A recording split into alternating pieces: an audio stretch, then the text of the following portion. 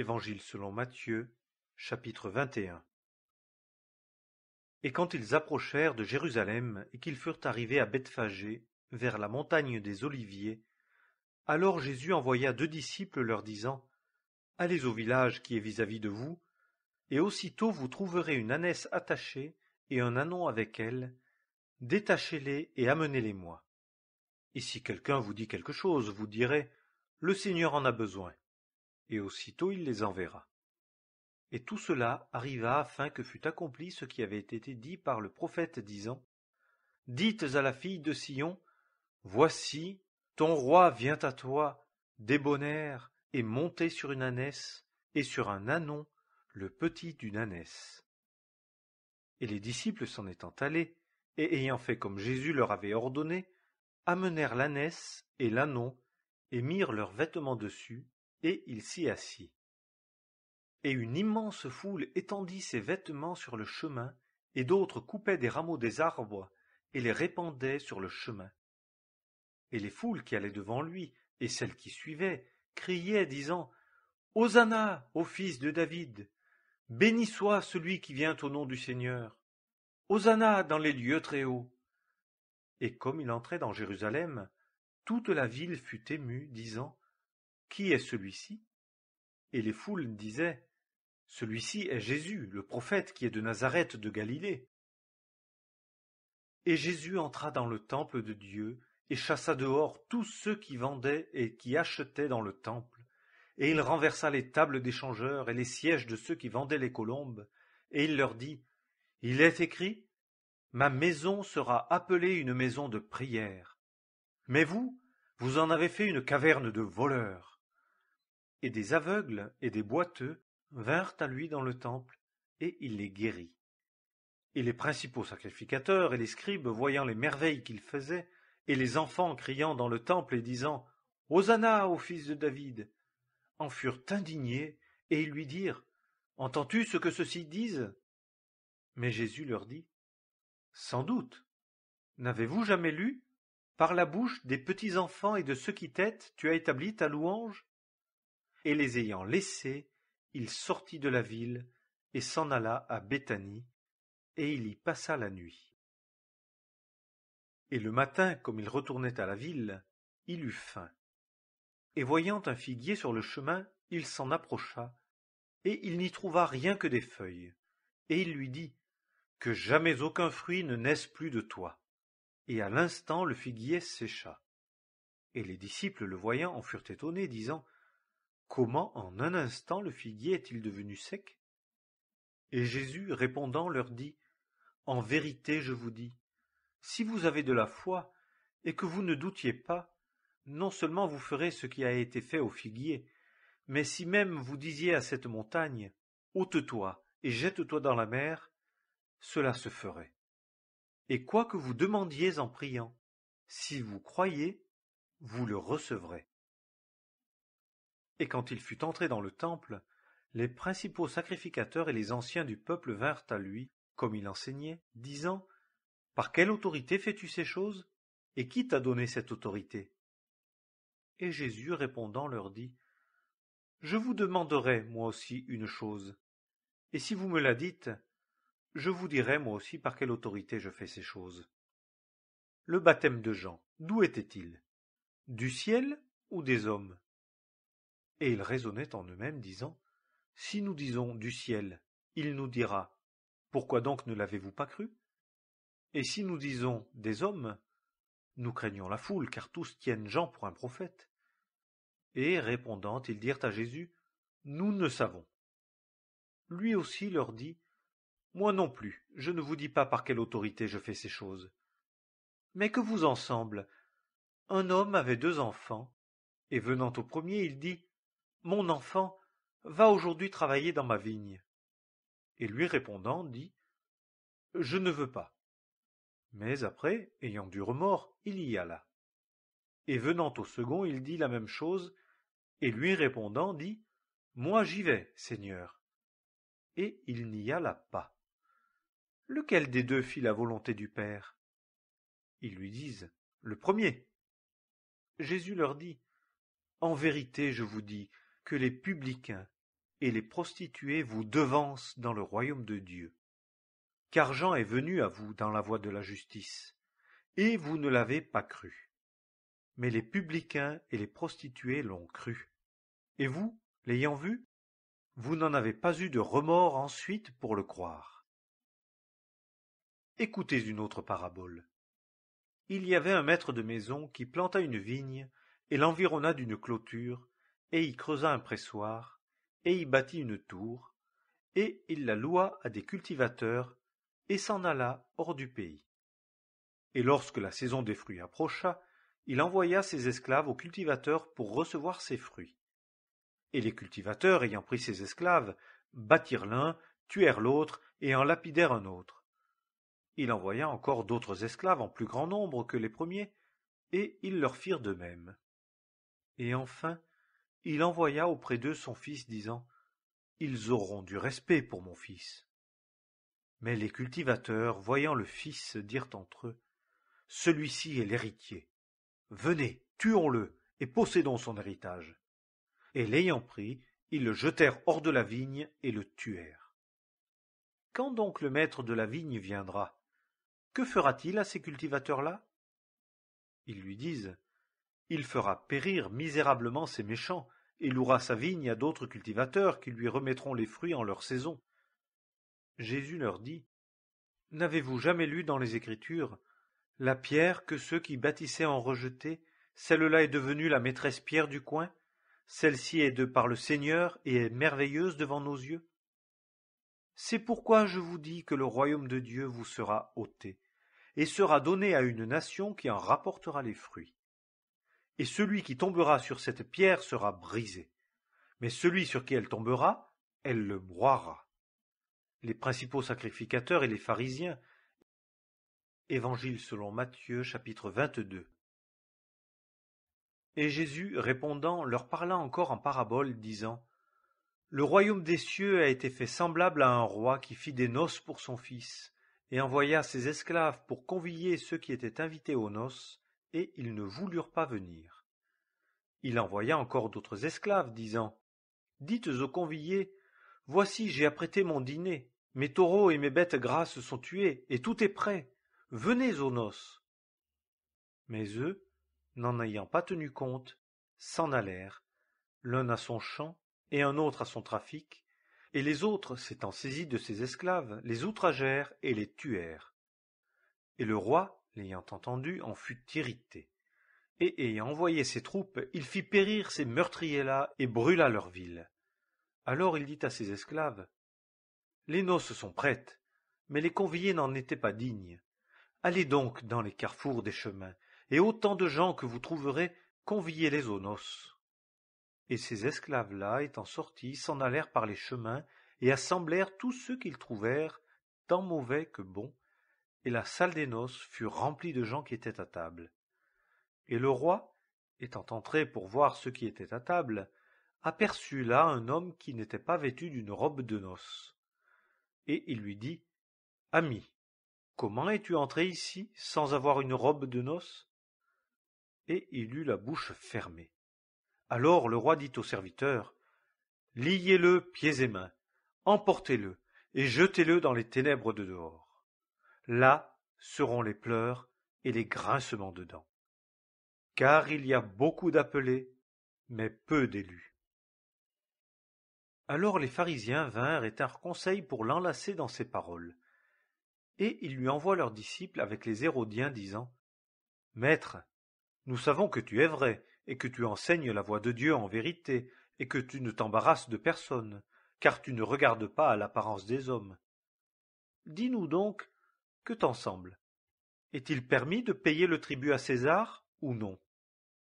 Et Jésus, connaissant leur méchanceté, dit : Pourquoi me tentez-vous, hypocrites ? Montrez-moi la monnaie du tribut. Et ils lui apportèrent un denier. Et il leur dit : De qui est cette image et cette inscription ? Ils lui disent : De César. Alors il leur dit : Rendez les choses de César à César, et les choses de Dieu à Dieu. Et l'ayant entendu, ils furent étonnés, et le laissant, ils s'en allèrent. En ce jour-là, des Sadducéens qui disent qu'il n'y a pas de résurrection vinrent à lui et l'interrogèrent, disant: Maître, Moïse dit: Si quelqu'un meurt n'ayant pas d'enfant, son frère épousera sa femme et suscitera de la postérité à son frère. Or il y avait parmi nous 7 frères, et le premier s'étant marié mourut, et n'ayant pas de postérité, il laissa sa femme à son frère. De la même manière le second aussi, et le troisième, jusqu'au 7e. Et après eux tous, la femme aussi mourut. Dans la résurrection donc, duquel des 7 sera-t-elle la femme, car tous l'ont eue? Et Jésus répondant leur dit: Vous errez, ne connaissant pas les Écritures, ni la puissance de Dieu. Car dans la résurrection, on ne se marie ni on n'est donné en mariage, mais on est comme des anges de Dieu dans le ciel. Et quant à la résurrection des morts, n'avez-vous pas lu ce qui vous est dit par Dieu, disant: Moi, je suis le Dieu d'Abraham, et le Dieu d'Isaac, et le Dieu de Jacob. Dieu n'est pas le Dieu des morts, mais des vivants. Et les foules, ayant entendu cela, s'étonnèrent de sa doctrine. Et les pharisiens, ayant ouï dire qu'il avait fermé la bouche aux Sadducéens, s'assemblèrent en un même lieu. Et l'un d'eux, docteur de la loi, l'interrogea pour l'éprouver, disant: Maître, quel est le grand commandement dans la loi? Et il lui dit: Tu aimeras le Seigneur ton Dieu de tout ton cœur et de toute ton âme et de toute ta pensée. C'est là le grand et premier commandement. Et le second lui est semblable: Tu aimeras ton prochain comme toi-même. De ces 2 commandements dépendent la loi tout entière et les prophètes. Et les pharisiens étant assemblés, Jésus les interrogea, disant: Que vous semble-t-il du Christ? De qui est-il fils? Ils lui disent: De David. Il leur dit: Comment donc David, en esprit, l'appelle-t-il Seigneur, disant: Le Seigneur a dit à mon Seigneur: Assieds-toi à ma droite jusqu'à ce que je mette tes ennemis sous tes pieds. Si donc David l'appelle Seigneur, comment est-il son fils? Et personne ne pouvait lui répondre un mot, et personne depuis ce jour-là n'osa plus l'interroger. Évangile selon Matthieu, chapitre 23. Alors Jésus parla aux foules et à ses disciples, disant: Les scribes et les pharisiens se sont assis dans la chaire de Moïse. Toutes les choses donc qu'ils vous diront, faites-les et observez-les. Mais ne faites pas selon leurs œuvres, car ils disent et ne font pas. Mais ils lient des fardeaux pesants et difficiles à porter, et les mettent sur les épaules des hommes, mais eux, ils ne veulent pas les remuer de leurs doigts. Et ils font toutes leurs œuvres pour être vus des hommes, car ils élargissent leurs phylactères, et donnent plus de largeur aux franges de leurs vêtements, et ils aiment la première place dans les repas, et les premiers sièges dans les synagogues, et les salutations dans les places publiques, et à être appelés par les hommes Rabbi, Rabbi. Mais vous, ne soyez pas appelés Rabbi, car un seul est votre conducteur, le Christ. Et vous, vous êtes tous frères. Et n'appelez personne sur la terre votre Père, car un seul est votre Père, celui qui est dans les cieux. Ne soyez pas non plus appelés conducteurs, car un seul est votre conducteur, le Christ. Mais le plus grand de vous sera votre serviteur. Et quiconque s'élèvera sera abaissé, et quiconque s'abaissera sera élevé. Mais malheur à vous, scribes et pharisiens hypocrites, car vous fermez le royaume des cieux devant les hommes, car vous n'entrez pas vous-même, ni ne permettez à ceux qui entrent d'entrer. Malheur à vous, scribes et pharisiens hypocrites, car vous parcourez la mer et la terre pour faire un prosélyte, et quand il l'est devenu, vous le rendez fils de la géhenne 2 fois plus que vous. Malheur à vous, guides aveugles, qui dites: Quiconque aura juré par le temple, ce n'est rien, mais quiconque aura juré par l'or du temple est obligé. Fous et aveugles, car lequel est le plus grand, ou l'or, ou le temple qui sanctifie l'or? Et quiconque aura juré par l'autel, ce n'est rien, mais quiconque aura juré par le don qui est dessus est obligé. Aveugle, car lequel est le plus grand, ou le don ou l'autel qui sanctifie le don?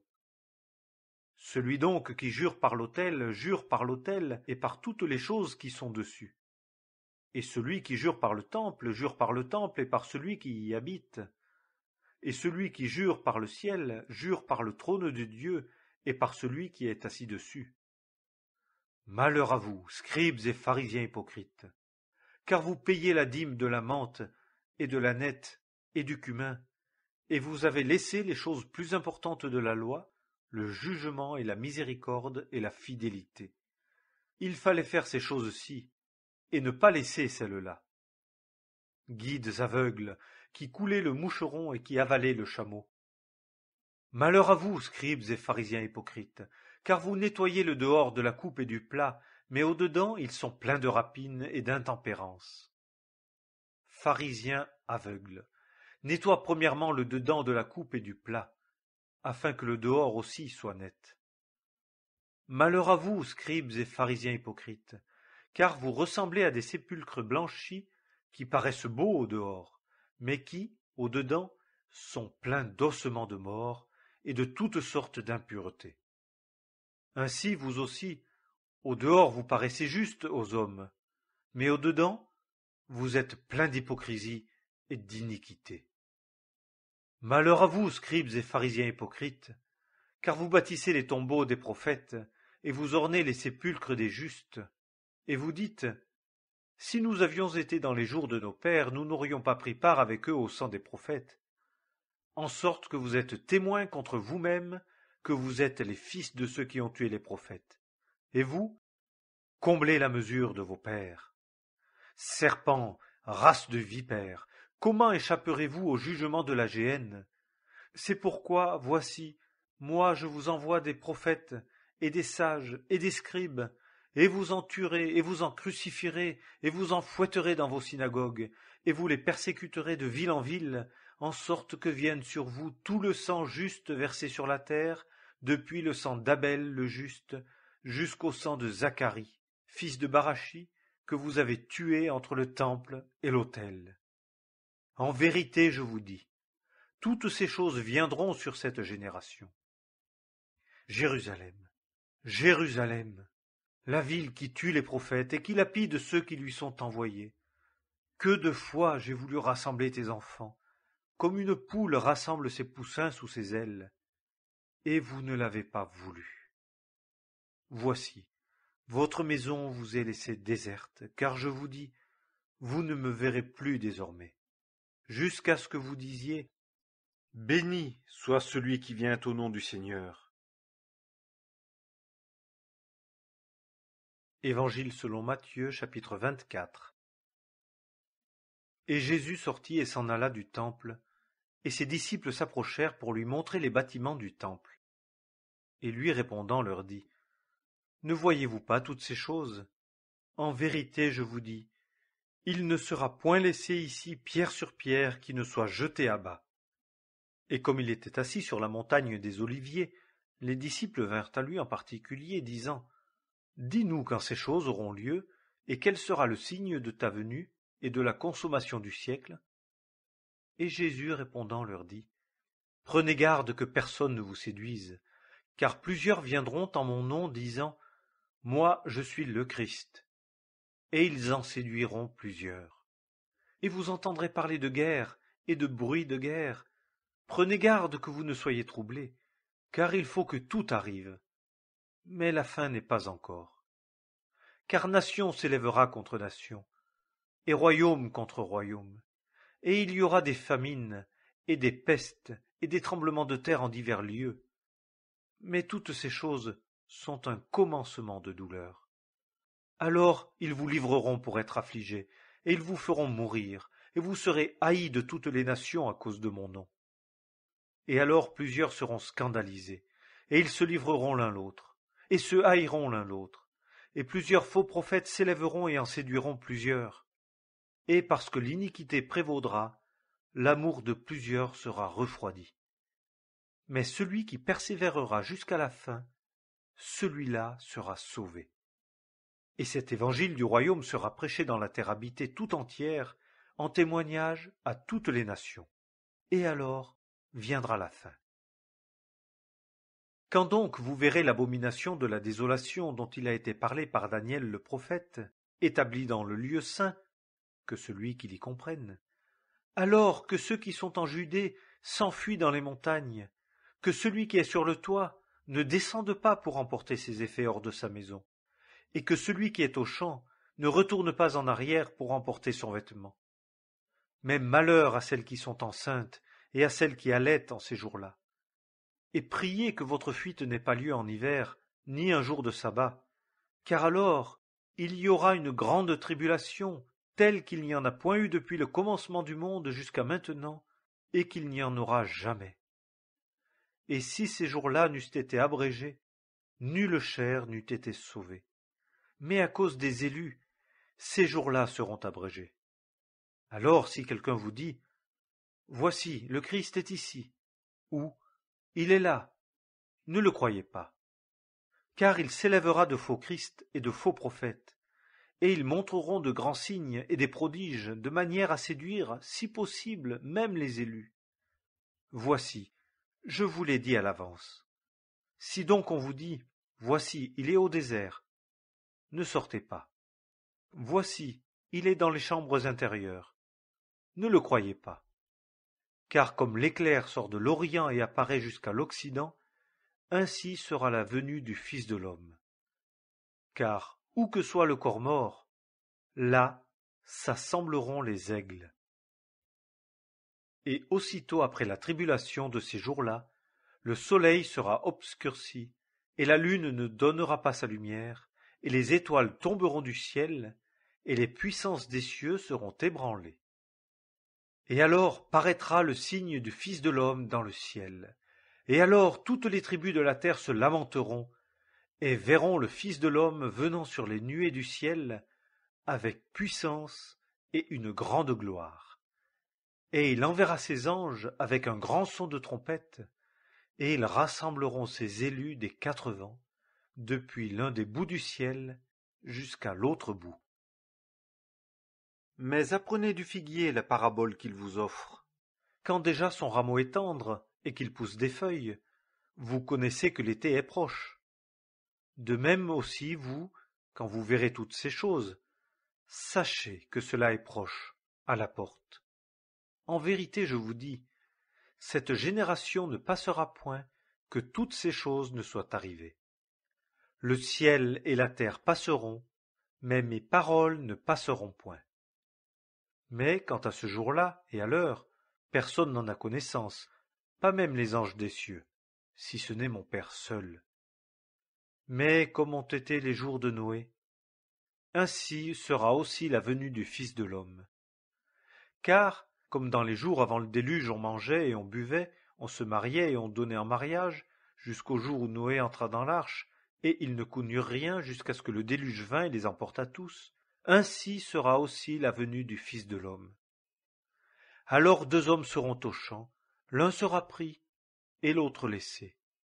2 femmes moudront à la meule, l'une sera prise et l'autre laissée. Veillez donc, car vous ne savez pas à quelle heure votre Seigneur vient. Mais sachez ceci, que si le maître de la maison eût su à quelle veille le voleur devait venir, il eût veillé et n'eût pas laissé percer sa maison. C'est pourquoi vous aussi soyez prêts, car à l'heure que vous ne pensez pas, le Fils de l'homme vient.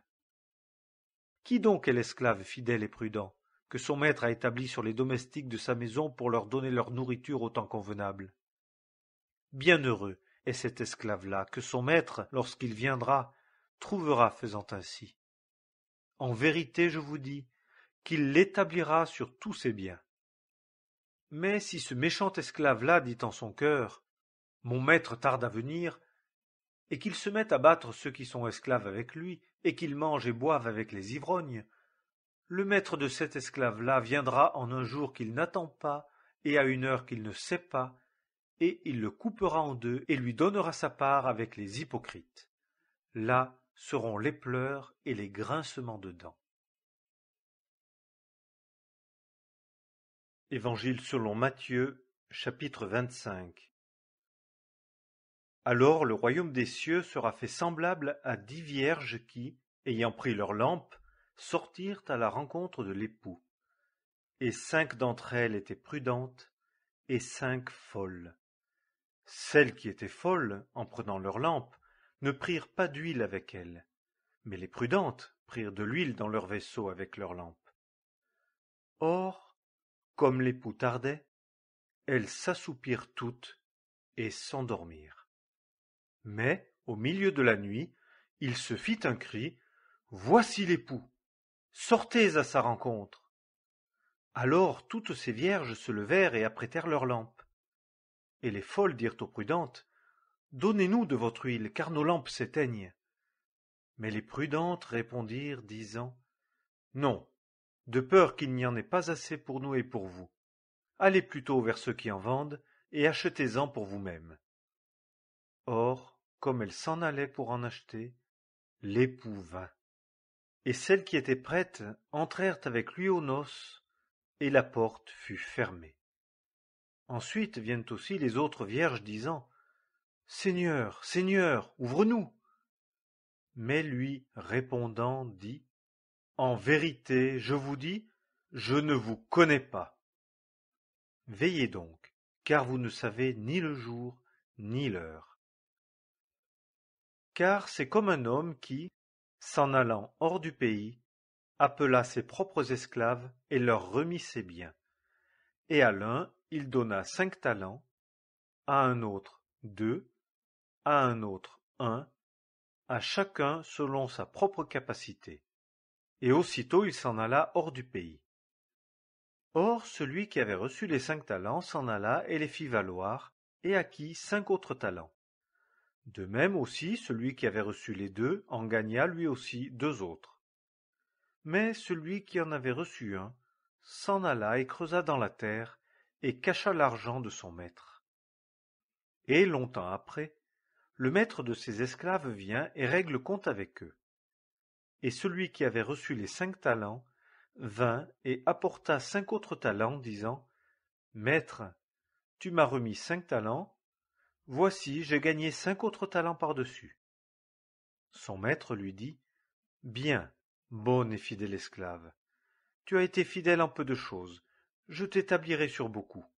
Entre dans la joie de ton maître. » Et celui qui avait reçu les 2 talents vint aussi et dit, « Maître, tu m'as remis 2 talents, voici j'ai gagné 2 autres talents par-dessus. » Son maître lui dit, « Bien, bon et fidèle esclave, tu as été fidèle en peu de choses, je t'établirai sur beaucoup. Entre dans la joie de ton maître. » Et celui qui avait reçu 1 talent vint aussi et dit, « Maître, je te connaissais, que tu es un homme dur, moissonnant où tu n'as pas semé, et recueillant où tu n'as pas répandu. Et, craignant, je m'en suis allé et j'ai caché ton talent dans la terre.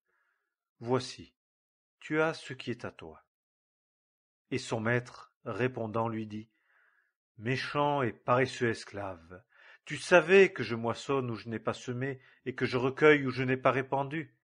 Tu aurais donc dû placer mon argent chez les banquiers, et quand je serais venu, j'aurais reçu ce qui est à moi avec l'intérêt. Ôtez-lui donc le talent, et donnez-le à celui qui a les 10 talents. Car à chacun qui a, il sera donné, et il sera dans l'abondance. Mais à celui qui n'a pas, cela même qu'il a, lui sera ôté.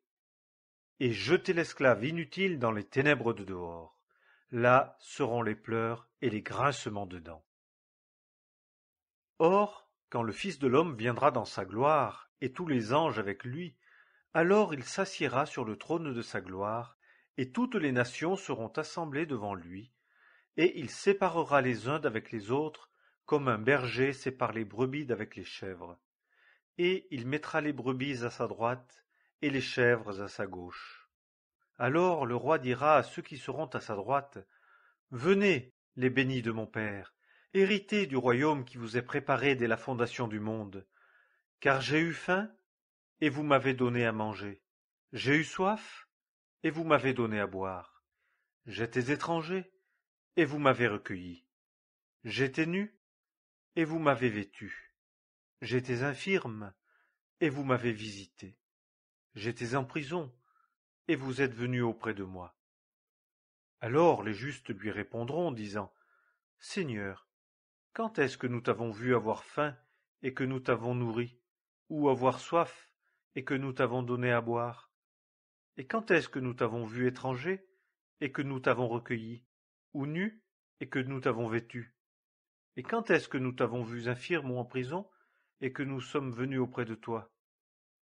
Et le roi répondant leur dira, En vérité, je vous dis, en tant que vous l'avez fait à l'un des plus petits de ceux-ci qui sont mes frères, vous me l'avez fait à moi.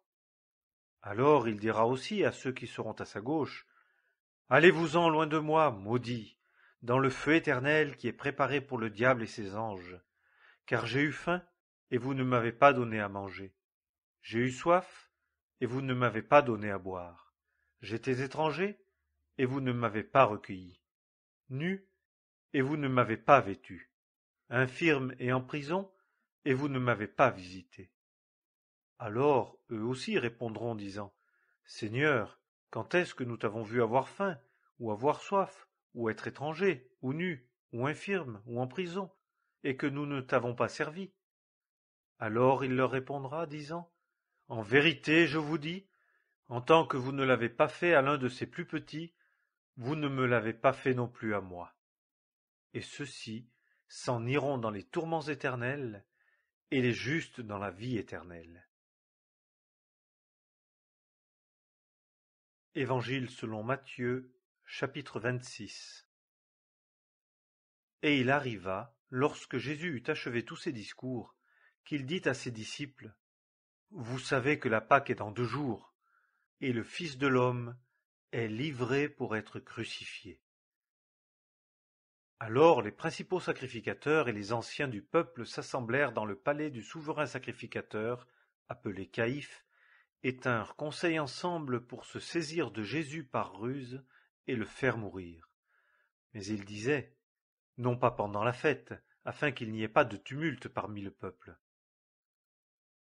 Et comme Jésus était à Béthanie, dans la maison de Simon le lépreux, une femme, ayant un vase d'albâtre plein d'un parfum de grand prix, vint à lui et le répandit sur sa tête, comme il était à table. Et les disciples, le voyant, en furent indignés, disant, À quoi bon cette perte? Car ce parfum aurait pu être vendu pour une forte somme et être donné aux pauvres. Et Jésus, le sachant, leur dit, Pourquoi donnez-vous du déplaisir à cette femme? Car elle a fait une bonne œuvre envers moi. Car vous avez toujours les pauvres avec vous, mais moi, vous ne m'avez pas toujours. Car cette femme, en répandant ce parfum sur mon corps, l'a fait pour ma sépulture. En vérité, je vous dis, en quelque lieu que cet évangile soit prêché dans le monde entier, on parlera aussi de ce que cette femme a fait, en mémoire d'elle. Alors l'un des 12, appelé Judas Iscariote, s'en alla vers les principaux sacrificateurs et dit, Que voulez-vous me donner? Et moi je vous le livrerai. Et ils lui comptèrent 30 pièces d'argent, et dès lors, il cherchait une bonne occasion pour le livrer. Et, le premier jour des pains sans levain, les disciples vinrent à Jésus, disant, Où veux-tu que nous te préparions ce qu'il faut pour manger la Pâque? Et il leur dit, Allez à la ville auprès d'un tel, et dites-lui, Le Maître dit, Mon temps est proche, je ferai la Pâque chez toi avec mes disciples. Et les disciples firent comme Jésus leur avait ordonné, et ils apprêtèrent la Pâque. Et le soir étant venu, il se mit à table avec les 12. Et comme il mangeait, il dit, En vérité, je vous dis que l'un d'entre vous me livrera. Et, en étant fort attristés, ils commencèrent chacun d'eux à lui dire, Seigneur, est-ce moi? Et lui, répondant, dit, Celui qui aura trempé la main avec moi dans le plat, celui-là me livrera. Le Fils de l'homme s'en va, selon qu'il est écrit de lui, mais malheur à cet homme par qui le Fils de l'homme est livré. Il eût été bon pour cet homme-là qu'il ne fût pas né. Et Judas, qui le livrait, répondant, dit, Est-ce moi, Rabbi? Il lui dit, tu l'as dit. Et comme il mangeait, Jésus ayant pris le pain et ayant béni, le rompit et le donna aux disciples et dit, prenez, mangez, ceci est mon corps. Et ayant pris la coupe et ayant rendu grâce, il la leur donna, disant, buvez-en tous, car ceci est mon sang, le sang de la nouvelle alliance qui est versé pour plusieurs en rémission de péchés. Mais je vous dis que désormais, je ne boirai plus de ce fruit de la vigne, jusqu'à ce jour où je le boirai nouveau avec vous dans le royaume de mon Père. Et, ayant chanté une hymne, ils sortirent et s'en allèrent à la montagne des Oliviers.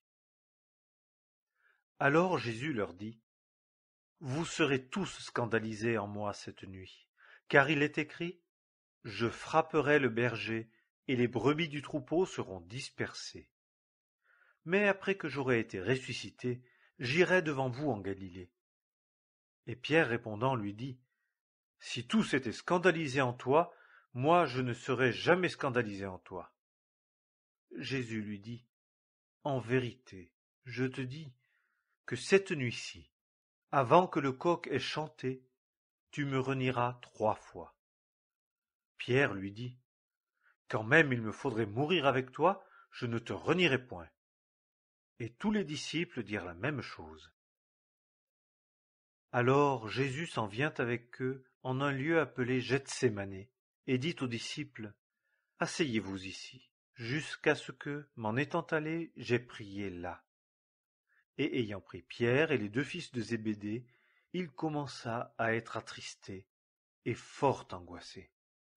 Alors il leur dit, mon âme est saisie de tristesse jusqu'à la mort. Demeurez ici et veillez avec moi. Et, s'en allant un peu plus avant, il tomba sur sa face priant et disant, mon Père, s'il est possible que cette coupe passe loin de moi, toutefois, non pas comme moi je veux, mais comme toi tu veux. Et il vient vers les disciples et les trouve dormants. Et il dit à Pierre, ainsi, vous n'avez pas pu veiller 1 heure avec moi? Veillez et priez, afin que vous n'entriez pas en tentation. L'esprit est prompt, mais la chair est faible. Il s'en alla de nouveau une seconde fois, et il pria, disant, mon Père, s'il n'est pas possible que ceci passe loin de moi sans que je le boive, que ta volonté soit faite. Et, étant venu, il les trouva de nouveau dormants, car leurs yeux étaient appesantis. Et les laissant, il s'en alla de nouveau et pria une 3e fois, disant les mêmes paroles. Alors il vient vers les disciples et leur dit, dormez dorénavant et reposez-vous. Voici, l'heure s'est approchée, et le Fils de l'homme est livré entre les mains des pécheurs. Levez-vous, allons. Voici, celui qui me livre s'est approché. Et comme il parlait encore, voici Judas, l'un des 12, vint, et avec lui une grande foule, avec des épées et des bâtons de la part des principaux sacrificateurs et des anciens du peuple. Et celui qui le livrait leur donna un signe, disant, celui que je baiserai, c'est lui. Saisissez-le. Et aussitôt, s'approchant de Jésus, il dit, je te salue, Rabbi. Et il le baisa avec empressement. Et Jésus lui dit, ami, pourquoi es-tu venu? Alors, s'étant approchés, ils mirent les mains sur Jésus et se saisirent de lui. Et voici, l'un de ceux qui étaient avec Jésus, étendant la main, tira son épée, et frappant l'esclave du souverain sacrificateur, lui emporta l'oreille. Alors Jésus lui dit, remets ton épée en son lieu, car tous ceux qui auront pris l'épée périront par l'épée. Penses-tu que je ne puisse pas maintenant prier mon Père, et il me fournira plus de 12 légions d'anges? Comment donc seraient accomplies les Écritures qui disent qu'il faut qu'il en arrive ainsi? En cette heure-là, Jésus dit aux foules, êtes-vous sortis comme après un brigand, avec des épées et des bâtons pour me prendre? J'étais tous les jours assis parmi vous, enseignant dans le temple, et vous ne vous êtes pas saisis de moi. Mais tout ceci est arrivé afin que les écritures des prophètes soient accomplies. » Alors tous les disciples le laissèrent et s'enfuirent. Et ceux qui s'étaient saisis de Jésus l'amenèrent à Caïphe le souverain sacrificateur, où les scribes et les anciens étaient assemblés. Et Pierre le suivait de loin jusqu'au palais du souverain sacrificateur, et étant entré, il s'assit avec les huissiers pour voir la fin. Or les principaux sacrificateurs et les anciens et tout le Sanhédrin cherchaient quelques faux témoignages contre Jésus, de manière à le faire mourir. Et ils n'en trouvèrent point, bien que plusieurs faux témoins fussent venus. Mais, à la fin, 2 faux témoins vinrent et dirent : « Celui-ci a dit : Je puis détruire le temple de Dieu et en 3 jours le bâtir. » Et le souverain sacrificateur, se levant, lui dit : « Ne réponds-tu rien ? De quoi ceci témoigne-t-il contre toi ? » Mais Jésus garda le silence. Et le souverain sacrificateur, répondant, lui dit : « Je t'adjure par le Dieu vivant que tu nous dises si toi tu es le Christ, le Fils de Dieu. » Jésus lui dit : « Tu l'as dit. De plus, je vous dis, dorénavant vous verrez le Fils de l'homme assis à la droite de la puissance et venant sur les nuées du ciel. » Alors le souverain sacrificateur déchira ses vêtements, disant : « Il a blasphémé. Qu'avons-nous encore besoin de témoins ? Voici, vous avez ouï maintenant son blasphème. Que vous en semble ? » Et répondant, ils dirent : « Il mérite la mort. » Alors ils lui crachèrent au visage et lui donnèrent des soufflets, et quelques-uns le frappèrent, disant : « Prophétise-nous, Christ, qui est celui qui t'a frappé ? » Or Pierre était assis dehors dans la cour, et une servante vint à lui, disant : « Et toi, tu étais avec Jésus le Galiléen ? » Et il le nia devant tous, disant : « Je ne sais ce que tu dis. » Et une autre servante le vit, comme il était sorti dans le vestibule, et elle dit à ceux qui étaient là : « Celui-ci aussi était avec Jésus le Nazaréen. » Et il le nia de nouveau avec serment : « Je ne connais pas cet homme. » Et un peu après, ceux qui se trouvaient là s'approchèrent et dirent à Pierre : « Certainement, toi tu es aussi de ces gens-là, car aussi ton langage te fait reconnaître. » Alors il se mit à faire des imprécations et à jurer : « Je ne connais pas cet homme. » Et aussitôt le coq chanta. Et Pierre se souvint de la parole de Jésus qui lui avait dit : « Avant que le coq chante, tu me renieras 3 fois. » Et étant sorti dehors, il pleura amèrement. Évangile selon Matthieu, chapitre 27. Or, quand le matin fut venu, tous les principaux sacrificateurs et les anciens du peuple tinrent conseil contre Jésus pour le faire mourir. Et l'ayant lié, ils l'emmenèrent et le livrèrent à Ponce Pilate, le gouverneur. Alors Judas, qui l'avait livré, voyant qu'il était condamné, ayant du remords, reporta les 30 pièces d'argent aux principaux sacrificateurs et aux anciens, disant : « J'ai péché en livrant le sang innocent. » Mais ils dirent : « Que nous importe, tu y aviseras. » Et ayant jeté l'argent dans le temple, il se retira, et s'en étant allé, il se pendit. Mais les principaux sacrificateurs, ayant pris les pièces d'argent, dirent : « Il n'est pas permis de les mettre dans le trésor sacré, puisque c'est le prix du sang. » Et, ayant tenu conseil, ils achetèrent avec cet argent le champ du potier pour la sépulture des étrangers. C'est pourquoi ce champ-là a été appelé champ de sang, jusqu'à aujourd'hui.